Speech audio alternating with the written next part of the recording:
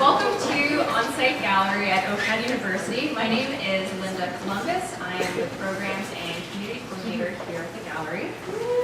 Thank you. It's my one fan. First, I'd like to start by acknowledging the ancestral and traditional territories of the Mississaugas of the Credit, the Haudenosaunee, the Anishinaabe, and the Huron-Wendat, who are the original owners and custodians of the land on which we stand and create. The territory was the subject of the Dishwithuan Wampum Belt Treaty, an agreement between the Iroquois Confederacy and the Ojibwe and allied nations to peaceably share and care for the resources around the Great Lakes. This territory is also covered by the Upper Canada Treaties, and we're grateful to have the opportunity to work on this territory. So a little bit about Onsite Gallery. We are the public professional gallery of OCAD University and an experimental curatorial platform for art, design, and new media. So currently on view in the gallery here until April 14th is a group exhibition called How to Breathe Forever that underlines the importance and interconnectedness of air, animals, land, plants, and water. So at the front desk, you're welcome to take an exhibition brochure, which has more info on the exhibition, artist biographies, a list of our other free public events. And I also want to point out that we have two washrooms that you're welcome to use. They're just on the other side of the gallery through the black doors. And there's also some tea that you're welcome to have, and I think some snacks left, maybe, just by the front desk. So we're super excited to have you tonight for our storytelling event. We're delighted to be co-presenting this event with Stories of Ours, which is a grassroots project based in Toronto that aims to deepen community, invite solidarity, and challenge dominant narratives through intentional acts of storytelling and art.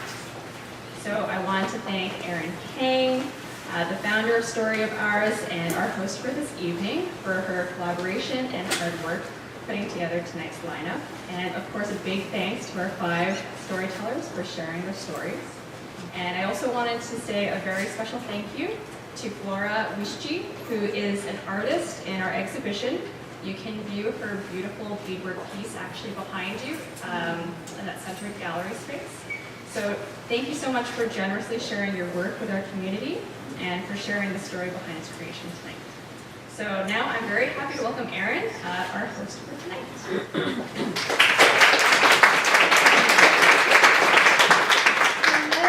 Hello, welcome. Thank you so much for being here for Stories of Ours. I normally am the one who has to introduce my show, so it was really lovely that I don't have to do that. But what I will tell you is that Stories of Ours has been around for about 4.5 years now. We operate grassroots. And as Linda mentioned, we really prioritize using the arts and our lived experiences to really challenge and disrupt the narratives that are out there, whether that is the narrative of what it means to be an artist, what it means to be a Canadian, an immigrant, a woman. We aim to really use lived experience and personal stories to bring to the ground what we mean when we say things like identity and intersectionality and solidarity. What is that? And how can we unpack that through really deep self-reflection and intentional sharing? As mentioned, my name is Erin. I will be hosting you through this evening with our 5 wonderful storytellers and artists. And I just want to thank Onsite Gallery for this amazing collaboration. Honestly, so there's folks in the audience who I'm new to seeing, and there's folks who I've seen at Stories of Ours. And some people have come up to me and said, "This space is gorgeous. How did you do this?" And honestly, it's all Onsite Gallery. I did nothing.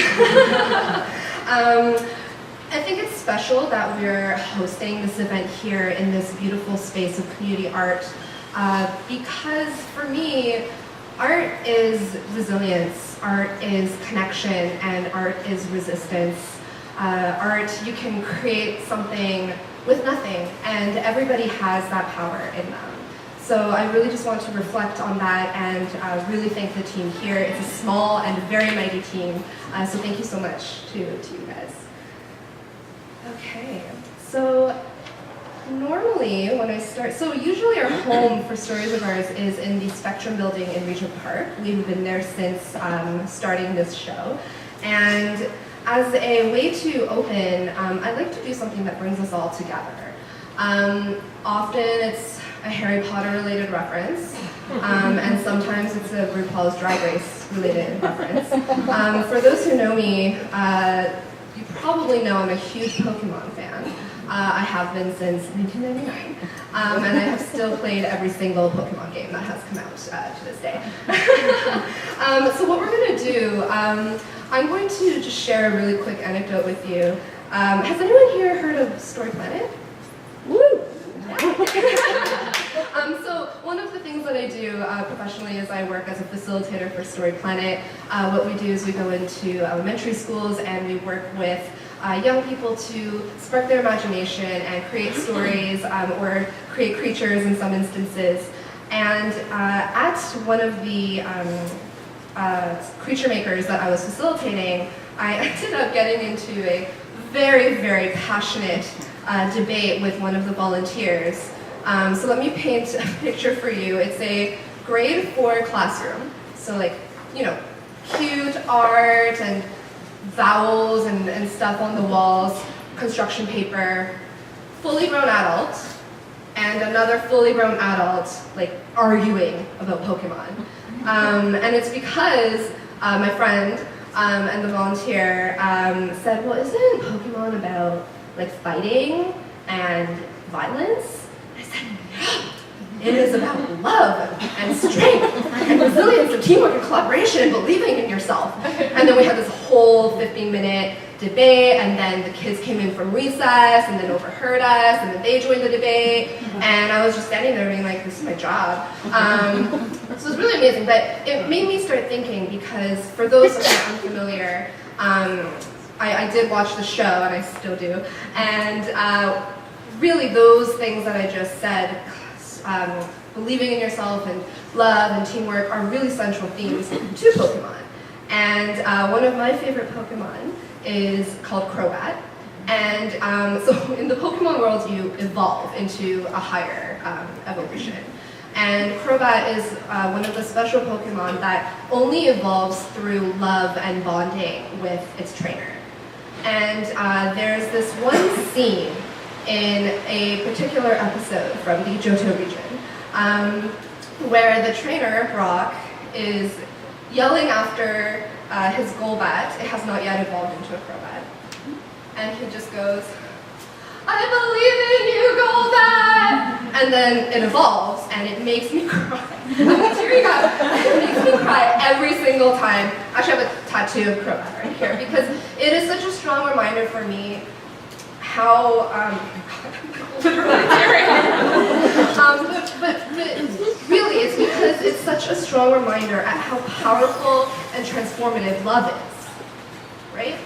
So to open the show, I would like if all of us could say the following with me together. So I'll demonstrate. You're going to use your own name, okay? So it's going to be like, I believe in you, Erin! But we're all just going to say it with our own name. Okay, so we're going to do a practice run. Okay, it's safe space. So on the count of 3, we're going to try it. So 1, 2, 3. I believe in you. Amazing. I'm going to grab my phone because I would love to just record this happening. Give me one. Thank you, Mommy. I just said Mommy in front of like people. Okay, everybody, so thank you so much for indulging me. This really fills me with joy. So we're going to do it all together on a count of 3, right? So I believe in you, and then your name. Ready? 1, 2, 3. I believe in you,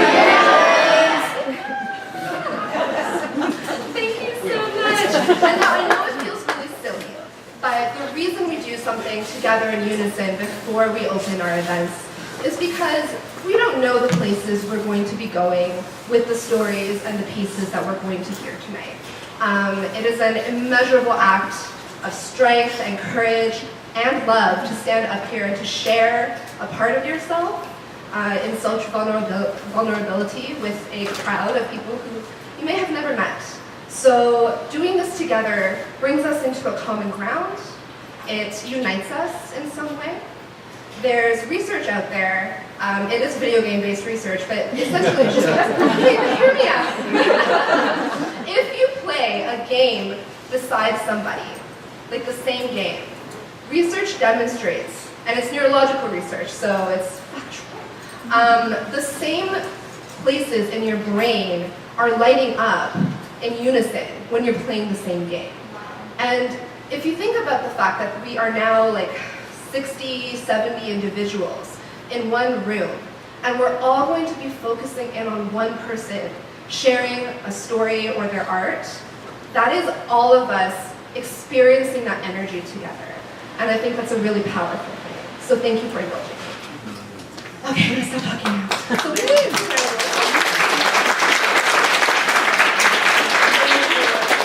thank you. We just have a couple small rules before I introduce our first storyteller. As I mentioned, it is a huge act of vulnerability and courage to stand up here. So as people are sharing their stories or their pieces, please refrain from talking. Please put your phones on silent. Even vibrations can be a bit of a disruption from hearing someone's work. So please, no talking. The caveat to that is if you feel that you need to get up and go to the other side of the space, take a breather, that does not count as disrupting the space. Please do what you need to do to take care of yourself. And our second rule is you may not know how to react at the end of everyone's set, and I'm here to tell you that the appropriate reaction is applause. And don't worry, I will lead you off so you won't have to feel awkward. I'll be the awkward one, like always. Okay, so it is my great honor to introduce our first storyteller. His name is Mika. Please give them a huge round of applause.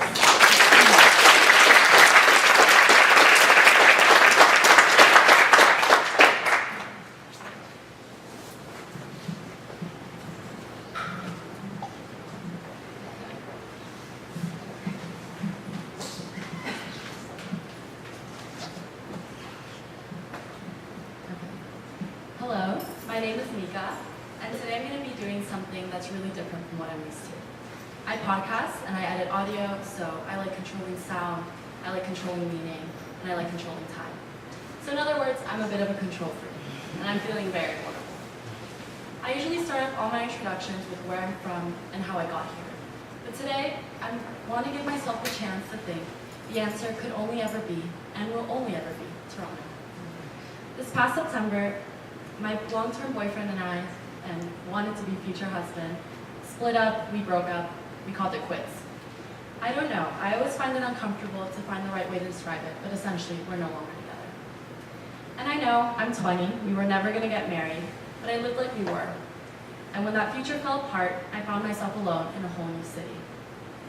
I decided not to cry and I'll linger on what could have been, and instead, I started watching Sex and the City. Because what is more beautiful than Sarah Jessica Parker walking down Fifth Avenue? I now realize that this was a fatal combination. So I wrote this piece in the tone of caring and in honor of her lifestyle. And yes, it's rooted in privilege and it isn't perfect, but rewatching Sex and the City at 20 made me think that maybe this life, although whimsical and completely based upon fantasy, could be mine if I networked enough, dated enough, and maybe read enough Vogue. I proudly carried my vintage Louis Vuitton slung across my chest when I didn't need to haul my laptop from class to class, and I always wore a full face of makeup. If it was sunny, I'd wear my Italian designer sunglasses to make myself look a little more intimidating. But in reality, I was just hiding dark circles from cramming the night before. The Sex and the City life was absolutely desirable. Insider parties and endless amount of cosmos. But as a student, was it ever even palpable? I decided I'd fake it until it became true. So I bought a very unwisely pair of $500 rain boots, and I proudly walked down Bloor with my soft beige Burberry shopping bag, making sure I made eye contact with every miserable student that walked out of Robarts Library. I started smoking cigarettes again, and I thought maybe, if I wanted, I could be Carrie. Networking and dating took the forefront of my priorities, and almost instantly, my definition of Toronto was no longer synonymous with Robarts, Queen's Park, and Jordan Peterson, but it now grew to include Trinity Bellwoods, Kensington Market, and lots of men.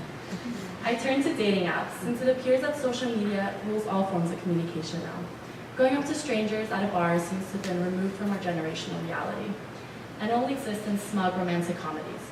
When I really like someone, I follow them on Instagram, or I pray to find them on Bumble. I then wait patiently for the outcome, either the sought-after follow request or a notification that we matched. Because in a university where connection seems so forced, dating apps made Toronto look very accessible and very attractive. Between swipes, I can move into different realities, ones in which either I embraced that I was a second-year psych student, or I completely immersed myself in another reality. One day, I found myself grabbing beers with a guy on the lacrosse team that I'd been obsessing over for 5 months. And the next, I was at Dilo with a man who's been crunching numbers since 2015. And all these dating has left me with stories, a couple heartbreaking, others mind-boggling, and some very Sex and the City. One of my favorites was a chef I met on Tinder a few months ago. He was boyish, had random tattoos on his arms, and my friends approved of his Instagram profile. He liked to travel, he played the guitar, and he had a nice amount of followers. Our first date went well. We ate some tacos at 7 Lives Taqueria, which, by the way, I really recommend, and we washed down our meal with some beers. On our second date, he told me he planned a surprise, and mind you, he also mentioned he liked hockey. It was December in Canada, and I really thought he was going to take me ice skating. Carrie could walk along New York City blocks in 5-inch Valentinos, but I could not stand slipping my feet into beat-up, used-up, and brandless ice skates. Luckily, when he picked me up in a shiny new Audi, he took me instead to the restaurant he cooked for. Tucked away in the heart of Little Italy, all the lights were turned off, and I realized he was going to cook for me. I watched him carefully craft tortellinis as I drew glass upon glass of wine to my lips. The kitchen was open to the rest of the dining area, so I sat like a private client watching him cook. In the middle of Toronto, in this dormant, dimly lit restaurant, I saw how curious people peered into the strangely romantic scene, and it was mine. I placed the first lobster tortellini in my mouth as the sun was kissing the clouds in the distance. Things didn't work out with him. In fact, they really didn't work out with any Tinder match or Bumble boy. My boyfriend now and I actually met last year at residence, when, funny enough, I was convinced I was going to marry my ex-boyfriend. We reconvened this semester in the most cliche college way, at a frat party. And it was not as luxurious as Carrie's penthouse parties, but I'm in love. Nonetheless, through all this dating, I realized as a woman, I can date 7 people at the same time, go to 4 different parties on the same night, and remember to take my birth control pill at 7 p.m. Yet it seems like men become overwhelmed with seemingly nothing. They can't handle too much attention, they don't do well when you ignore them, and when school or work seem to overwhelm them, we fly out of the equation. The women in their lives become disposable. We're expected to mold to so many expectations that men don't even seem to be aware of them. And I molded myself to be Carrie. But what I've learned these couple of months, being single and actually living presently in Toronto, is that I've chosen the city to be where I learn, where I love, and where I am. And I'm not Carrie. In fact, my name is not only Mika, it's Mikaela.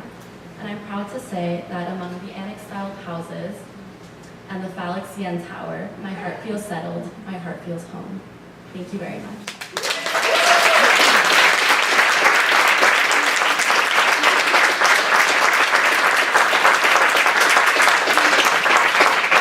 Thank you so much, Mikaela. Our second performer for the evening is Conwell, who is coming presently. Here she is.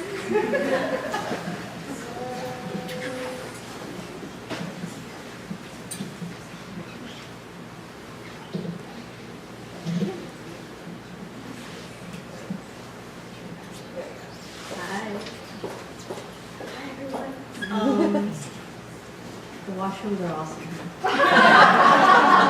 Very spacious. Just to go in there.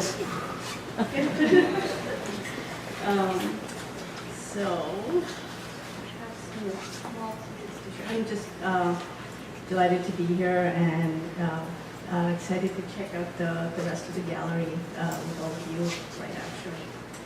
So,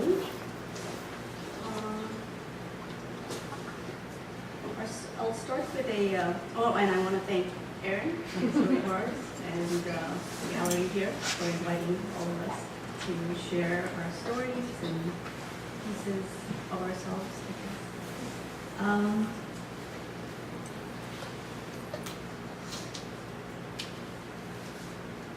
So this one, I will explain. Happy to let you claw out my flawed diction. Words create confusion that causes friction. Most honest telling is in the no telling at all. If you've made your peace with it, then why the complaint so tall? Sometimes I don't see any point in commenting on society. In a world of blaring blogs, annoying tweet feeds, tumbling Facebooks, and fumbling Tumblrs, it seems everything and anything has already been commented upon. And if feelings of these words also emanate as stale, somewhat done before, then are we all topped out, sometimes overloaded years to recycle stories? Shouldn't I just let it be, step away to never step forward, disengage, detox, embrace a total shutdown and locate my stillness, and embrace this intimidating space here without words, without voice. Intimacy so sacred, it scares the breaths out of us.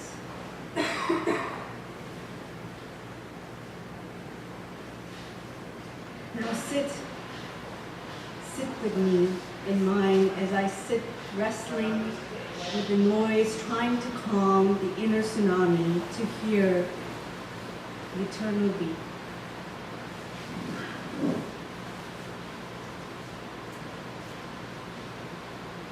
That was just a little experience of my just being an emotional and physical empath, and just kind of finding ways to stay grounded, and my managing anxiety, and history, a lot of anxiety. So I will share a small anecdote and a story. I had just completed business school and teachers college, and I was just feeling completely energetically, physically just drained and lost and disillusioned, and to a lot of, oh, this is not working, but I remember, and I think I was probably going through some depression and just deep integration.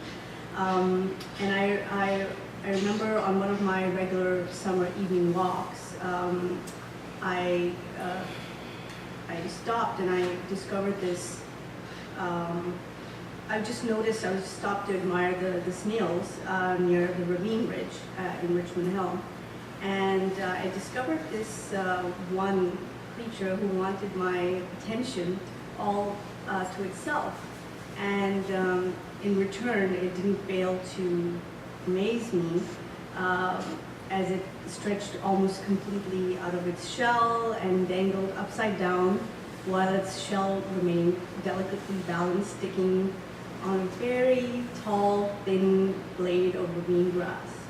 And this, discovering this tiny, Circus Soleil star on this long blade of grass. And I took some photos, and it was the first photo I took with my first smartphone back in 2012, in the old days. And I captured this spontaneous discovery, and just I think it brought me back into grace, and I discovered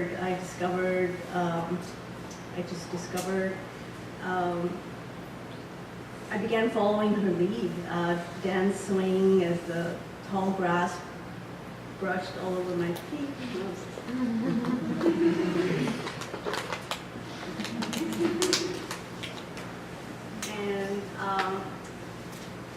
I just, in this moment, I discovered how nature finds its way into gently nudging us back into our inner reservoir of joy and our dance with our earthly life.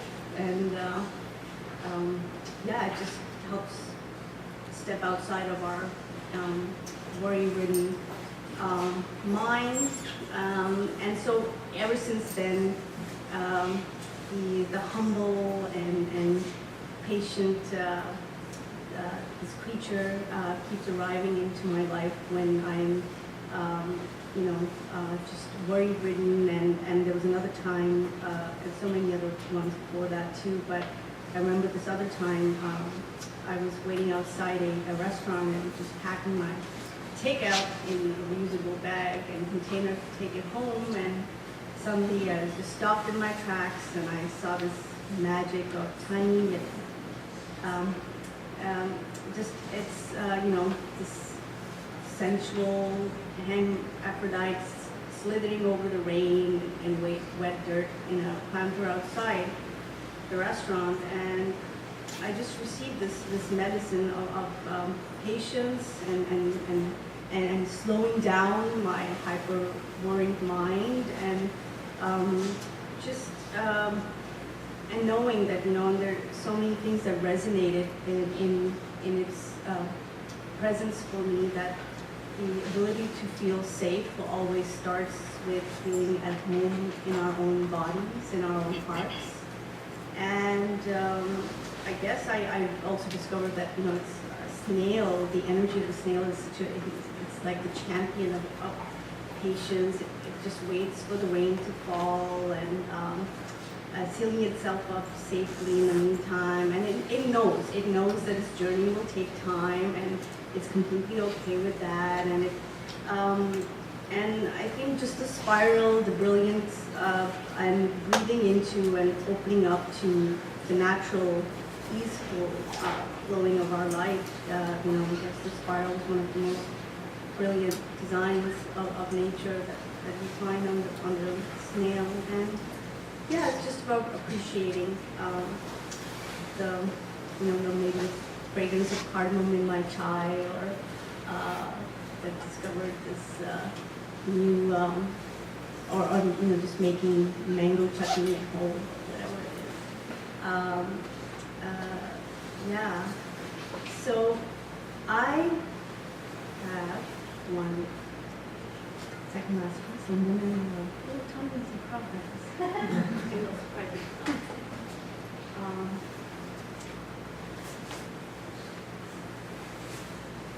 Blending the peasant with palace, my breaths, they stitch themselves into a new chowder of safety and warmth.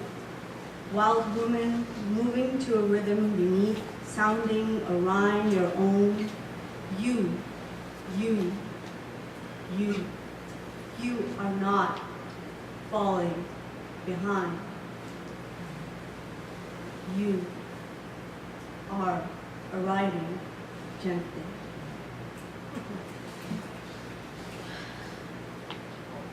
So, thank you for all of your attention. And this is a spontaneous, and life just not comes with. I don't know. I was just mumbling the song a few days ago, and I said, okay. I forgot my kalimba. I don't know how to play the guitar. So wants to jump in and welcome, but so yeah. I think I'll sing the song. It's more than okay to leave it that way. Dance to it, dance to it, dance to it, dance to it. Honey spoons, make believe, sneaky animations. Honey spoons, make believe, rosewood conversations. Dance to it, dance through it, dance to it. Plant your head under your heels. Forget what's right, do what feels. those curtains let in that shine. Step in now, honor your design with some honey spoons, make believe, sneaky animations. Honey spoons, make believe, rosewood conversations. Dance to it, dance through it, dance to it, dance through it. Tamarind whiskey delights, sweetest sour surprise. Enough, my love, whisper and rest. Enough, my love, giggle to play in. Honey spoons, make believe, sneaky animations. Honey spoons, make believe, rosewood conversations. Dance to it, dance through it, dance to it, dance through it, dance through it, dance through it, dance through it, dance through it.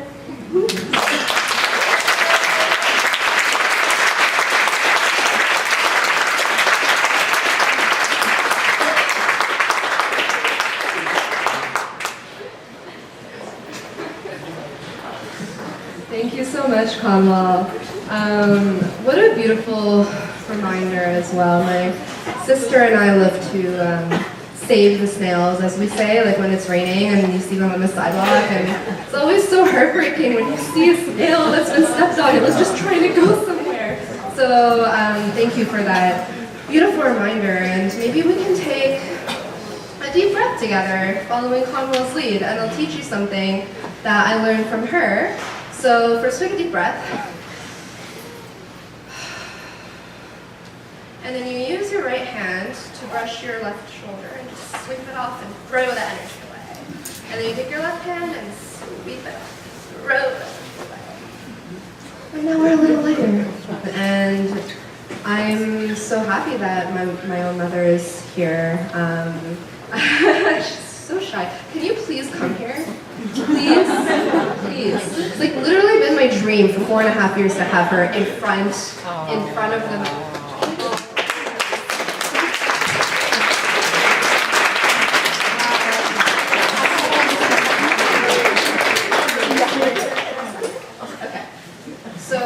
I would love to just take a moment before introducing our next storyteller. My mom is first, she's the reason I'm here. Why to bring her. She's even wearing like a piece. But my mom is what inspired the birth and creation of Stories of Ours as well. Initially, when we started the project, it was all about how do we bridge the numerous communities that call Toronto home. Toronto is home to over half our population being born outside of Canada. We are the biggest and most diverse city in Canada. And yet there still is so much work to be done in terms of cross-cultural bridging. And when Stories of Ours started, it was really in a response to realizing through conversations with my mom, and I'm sorry to put you on the spot, because I know you're also tired, but you know, what does it mean if we all live in a city, but as Korean people, for example, we can't see a connection with people who are not Korean, right? We have so many shared experiences, and even though it is important to recognize and acknowledge a difference and talk about it and bridge those gaps, it's equally important to see the similarities in all of us. And tonight's theme for the event is interconnectedness. So I just wanted to, we'll put you on the spot, you can sit down. Her neck hurts. So literally thank you, because I've been trying to make her come up to the microphone for such a long time. And so I just wanted to share a little bit of the origin story. The reason this project is still alive after 4.5 years with no funding, no team, I mean many collaborators and volunteers and supporters, but really it could have fizzled out so many times, and I think the reason we're still here is because people connect with it. I think that there is a thirst for places of connectivity. Many of us spend our lives busy pursuing work and making ends meet and doing all of those things on our to-do list. But tonight is such an important reminder of how wholesome it can be to pause and listen and share and reflect. So thank you and thank you for letting me ramble.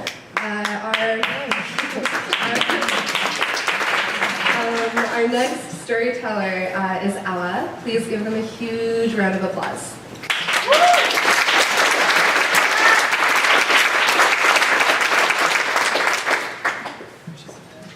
Hello, my name is Ella. I would like to tell you about the plum tree in my grandfather's backyard. Life still transpired horizontally in those days. The generations were fully intertwined in their existences, and at times, the adults would be so engrossed in conversation that they didn't hear their unsupervised children throw firecrackers at one another. I still keep a scar, a souvenir from that earlier century. I'm telling you about the plum tree in my grandfather's backyard because literature on fruit is often well received, like Figs of Sylvia Plath or The Apples of Robert Frost. The tree bore ample fruit year after year and fed countless mouths that passed under it, each resembling the next. That earlier version of me saw its branches graze the bellies of clouds, though I know now it was nearly the same height as the roof of grandfather's one-story house. I watched a documentary once that said human memories are often flawed and sometimes people make them up without even meaning to. I wonder why we have ever evolved to do this. We drove to grandfather's house several times a year for holidays. I would draw with chalk on the front steps, soothed by familial voices and the sound of mahjong being shuffled on a flannel cover table in the living room. Beyond that was my great-grandmother's corner bedroom. I always found it amusing that she had the same sized shoes as me, but I guess we would have been around the same age when her toes were shattered in order to qualify her for a respectable man someday. I hated the distinct smell of withering time in that room and occasionally wonder if I would miss her more if she hadn't died so anticlimactically. We watched family grow, forgot their names, and played with animals in the yard. We observed the deaths of a few dogs. The last of them was the guard dog that bit my leg once when I stood too close, and grandfather struck it with a stick. Its entire life spanned a 10-foot radius, the same length as the leash that never left its neck. None of us lost sleep over whether a seemingly vicious dog had the ability to feel pain. That's just what the times were like. My cousin found a stray kitten in the city one summer, and when told he couldn't raise it in a small condo, we got on a 2-hour bus ride to grandfather's house with the kitten in his hoodie pocket. He also liked to kill toads with sticks and chase me around the yard with their flaccid corpses. We slept in bunk beds at that house, staying up late and making up stories as children do. He doesn't remember much of this. I bet he doesn't even think about it. And now, some 180 degrees apart, we live similar undulating lives that intersect every half decade or so, just to share career updates and shrug off the only real memories we have of each other. One year, the plum tree grew sick, and I remember wondering if its potential death could change everything. Of course it couldn't, but everything changed anyway. Somehow it healed itself and stood tall until it was uprooted unceremoniously years later when they tore it all down. I was on the other side of the world, eating ice cream with a boy with blonde hair when my mother, in all her pragmatic glory, sent one line of text to inform me of the oncoming destruction. I ate the rest of my ice cream in silence and continued walking, in slight awe of how bloodlines carried us through such distances. Have I ever told you about the people who live next to waterfalls? They don't hear it after a while. Right before everything disappeared, vacation times lined up miraculously and we flew in for a final visit. The empty rooms echoed with our footsteps and no one was there to greet us. It wasn't grandfather's house anymore because they gave him a new one in the sky. Plus, the garden was bare, the animals were dead, and the people grew too old to visit.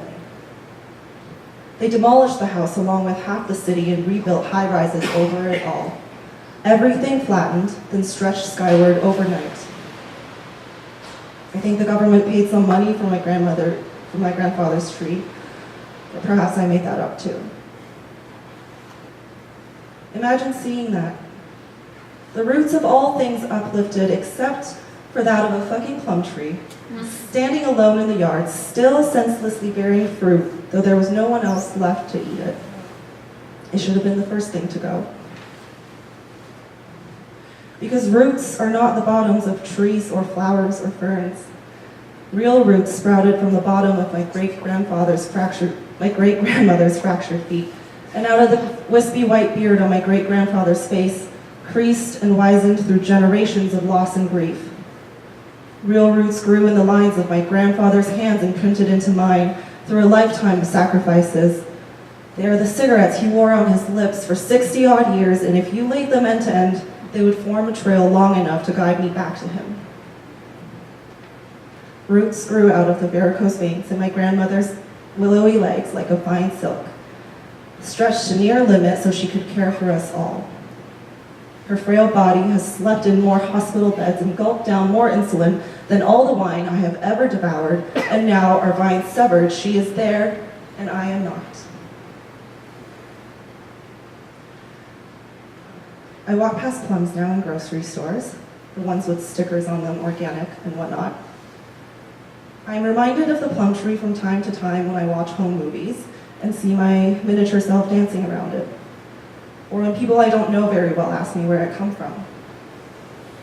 It didn't affect my life in any sort of striking way, it just comes up is all, from time to time. In the 17th century, a scientist saw birds disappearing every autumn and coming back when it became warm again.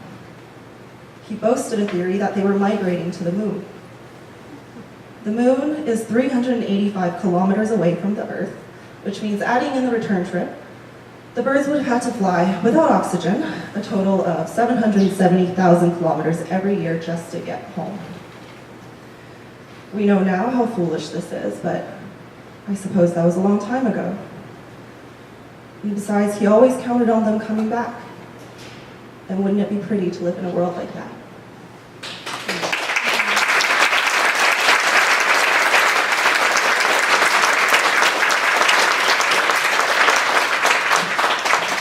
Thank you. Our last performer for the evening is Sienna. Please give Sienna a huge round of applause.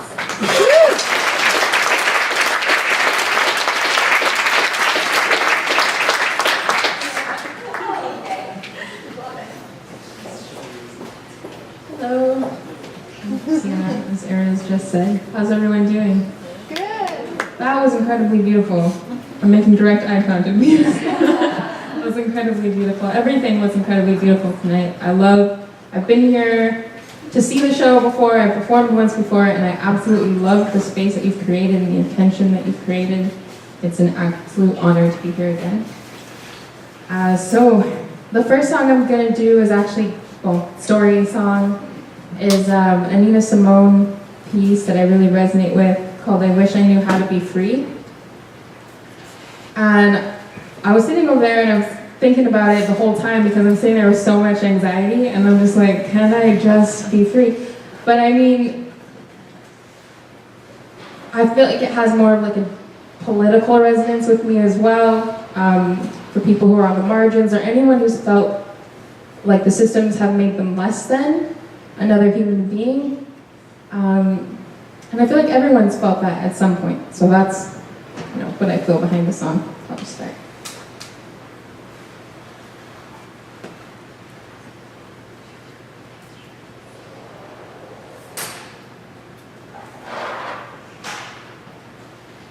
I was going to do a breathing exercise, but I feel like you got that covered. Sorry.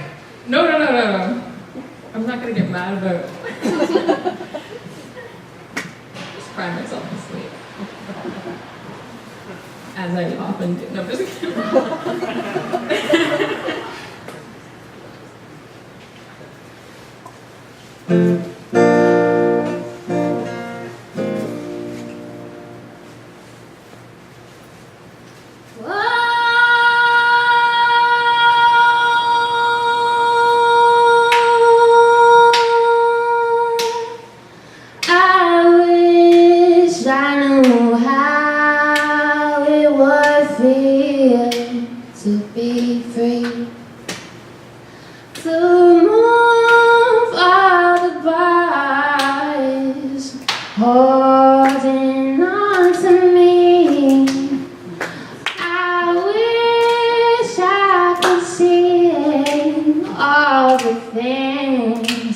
I should say.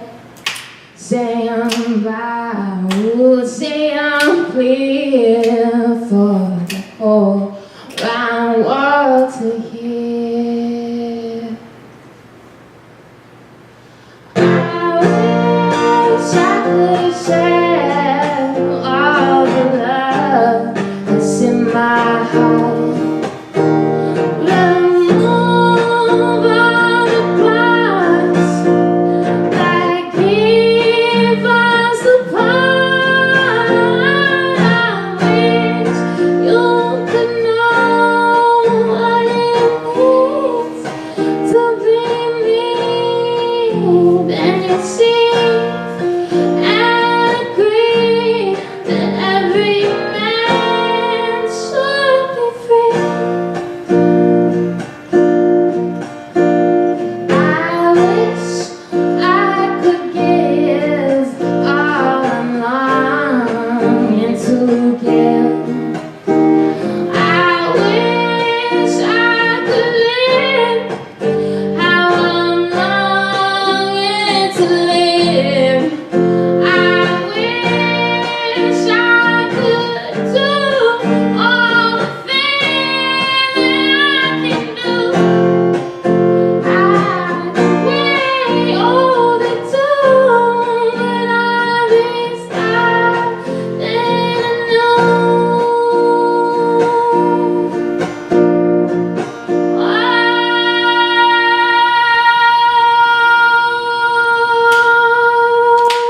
Can you clap with me?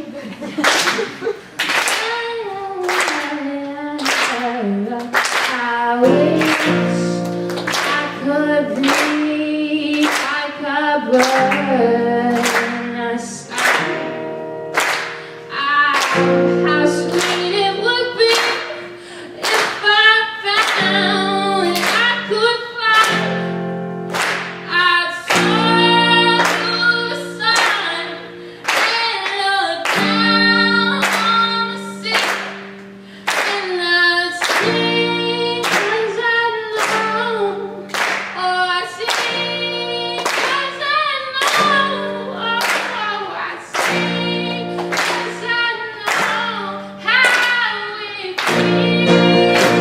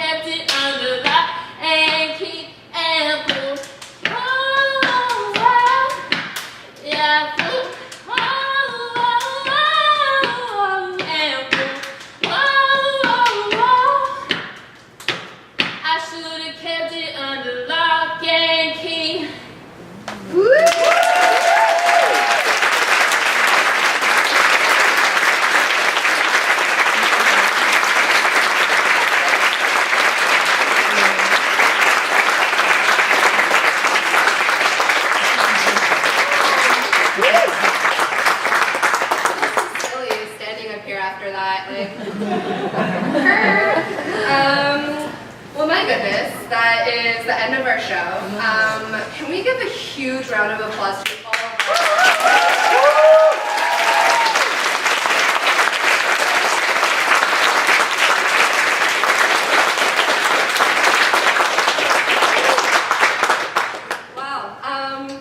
So, to wrap the show, I would like to say please come back to this wonderful gallery space. It is amazing.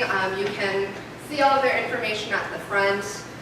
If you'd like to know more about Stories of Ours, we are on Facebook and Instagram. You can find us, or we have a website, www.storiesofours.org, because it's a free website. And I would just like to say I feel so grateful and so honored that you're all here and that everybody put the energy and time and care into the pieces they brought forward today. I see it as a huge privilege of mine that I'm able to do this work and to curate this event and to partner with such incredible folks. I have been working full-time since like the age of 15 and have worked every single birthday, but last week was my birthday and I saw this event as like my celebratory moment where I get to not work and just be here and enjoy and be around loving people. So I'm gonna take a selfie with all of you to commemorate my happiness. Linda, can you just like sit in my seat so you can be in it? And I hope you're all okay with that. If you're not, you can like duck away, but you know, I totally respect that. So I'm gonna go like this. Oh my God, it's super red. Okay, everybody. If you're a Trekkie, throw these up. If you're not, throw this up. Yeah? Alright. Okay. 1, 2, 3. Yay! Thank you!